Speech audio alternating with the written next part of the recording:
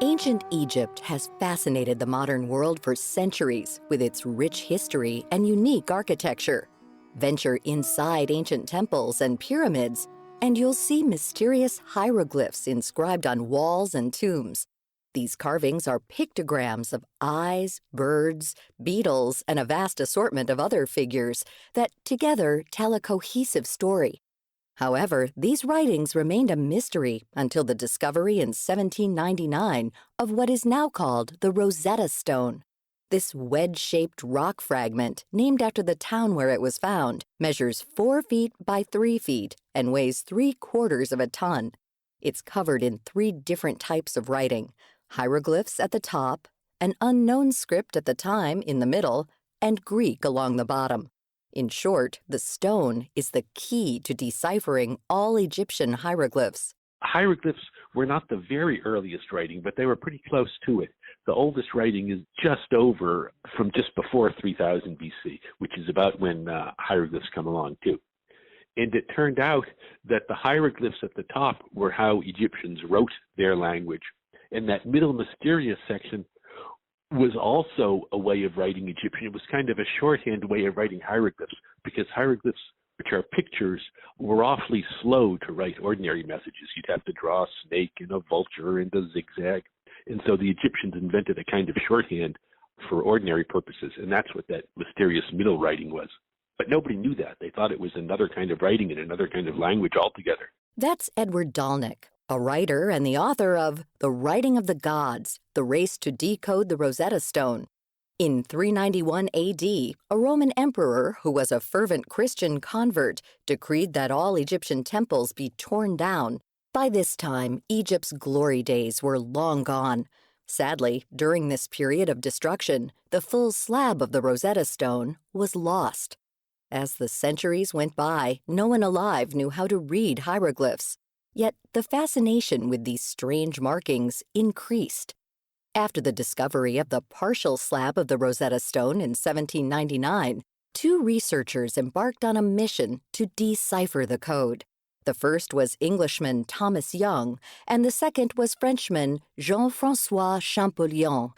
It took decades to figure out the code.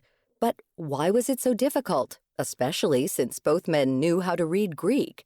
Why didn't they assume each text said the same thing and just match the Greek letters with the hieroglyphs? You've got these hieroglyphs, this message, and you've got this Greek writing, and so you might think it would be easy to match them up.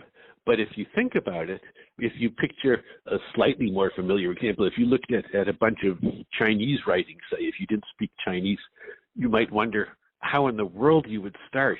Does the writing go up and down or side to side? And how do you know one word from another? How do you begin to guess that? So it's a harder problem, this deciphering, than you might think. And even with the Greek in hand, to figure out how the Greek matched the hieroglyphs was a terribly hard problem. They thought it would take 2 weeks. The first people to look at it thought, and it ended up taking 20 years. The big breakthrough came when Young and Champollion realized that the most important hieroglyphs were enclosed in an oval. The most conspicuous word in the Greek section was the name of the pharaoh who reigned at the time when the Rosetta Stone was written. His name was Ptolemy. And so maybe those two things matched. Maybe those ovals had the name written in hieroglyphs of the pharaoh, and they tried to match up the Greek name Ptolemy with these symbols in this oval.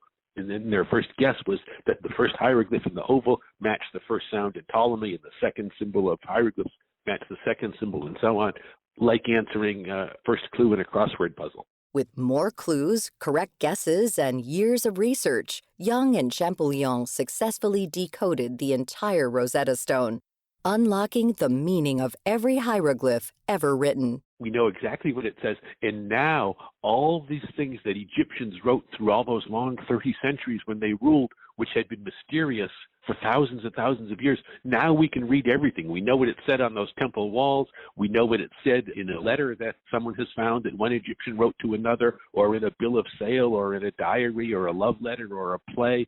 All those things that had been mysterious, we can now read because people deciphered the Rosetta Stone. Before the Rosetta Stone was fully decoded, many people believed hieroglyphs held lofty secrecies, such as the meaning of life.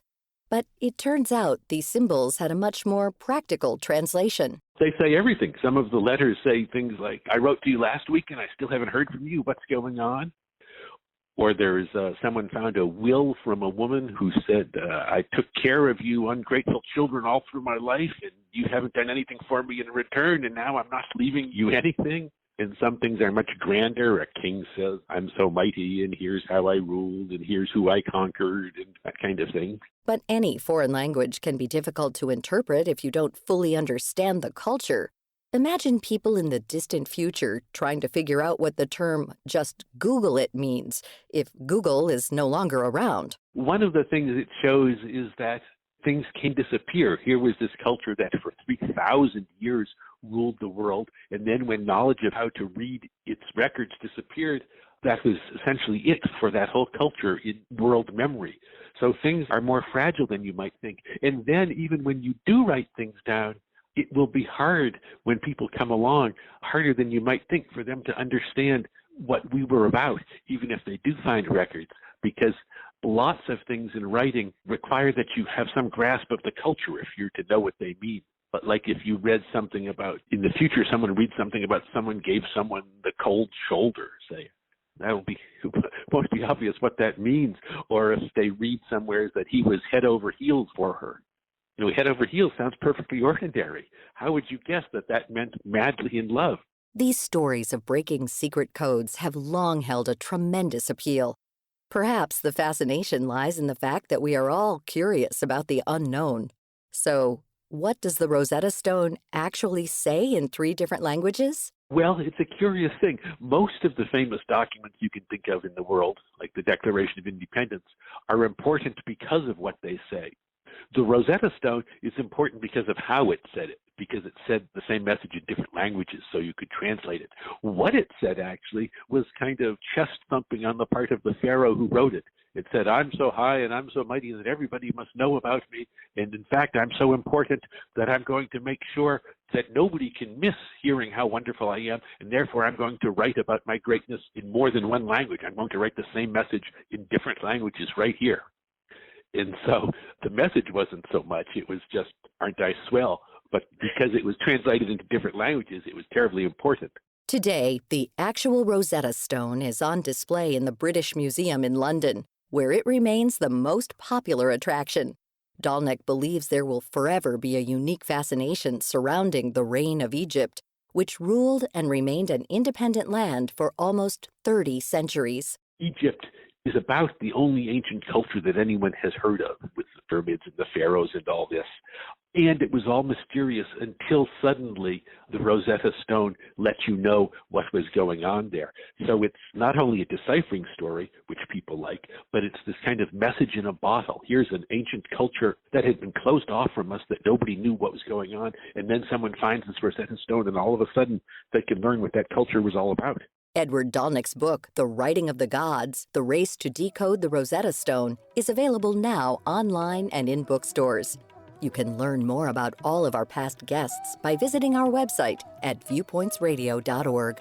For more behind the scenes, search Viewpoints Radio on Twitter, Instagram, and Facebook. This segment was written and produced by Polly Hansen. Our executive producer is Amira Zaveri. Our studio engineer is Jason Dickey. I'm Marty Peterson.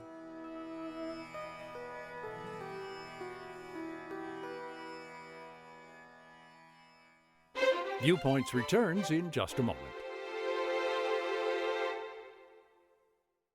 Coming up next week.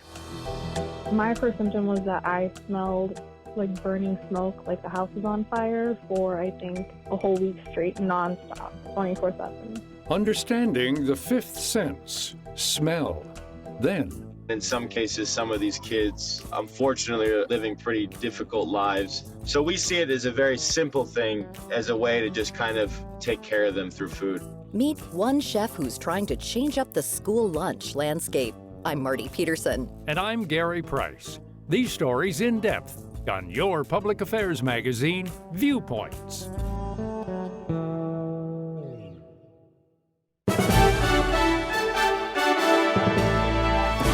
And that's Viewpoints for this week. Follow us on Twitter, Facebook, and Instagram to learn more about upcoming shows and find a library of past programs on Apple Podcasts, Google Play, and Spotify. Plus, you'll always find previous segments and more information about our guests at viewpointsradio.org. Join us again next week for another edition of Viewpoints.